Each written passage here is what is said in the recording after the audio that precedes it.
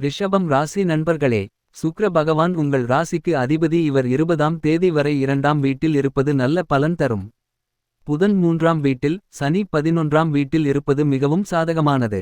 20ஆம் தேதி பிறகு சுக்கிரன் 3ஆம் வீட்டிற்கு செல்கிறார். 15ஆம் தேதி பிறகு சூரியன் 4ஆம் வீட்டில் உச்ச நிலையில் இருப்பதால் வீடு, வாகனம், வசதிகள், அரசு உதவிகள் தொடர்பான பலன்கள் கிடைக்கும். அனைத்து ரிஷப ராசி நண்பர்களும் இந்த பலன்களை அனுபவிப்பார்கள். சனி பகவான் 11ஆம் வீட்டில், குரு 2ஆம் வீட்டில் இருப்பது பண வரவு அதிகமாக இருக்கும். இருந்தாலும் சில மருத்துவ செலவுகள் ஏற்படும். சிறிய பிரச்சனை வந்து போகும். செவ்வாய் 5ஆம் வீட்டில் இருப்பதால் குழந்தைகள் தொடர்பான கவலை, படிப்பு, வேலை, உடல் நல தொல்லைகள் சம்பந்தமான கவலைகள் ஏற்படலாம். வேலை, திருமணம் தேடும் நபர்களுக்கு தாமதம் இருக்கும். ஆனால் இது தற்காலிகம். கோர்ட் சம்பந்தமான பிரச்சனைகள் சாதகமாக தீரும். 15ஆம் தேதி பிறகு சூரியன் 4ஆம் வீட்டில் இருப்பதால் சொத்து, வாகனம் தொடர்பான வெற்றி கிடைக்கும்.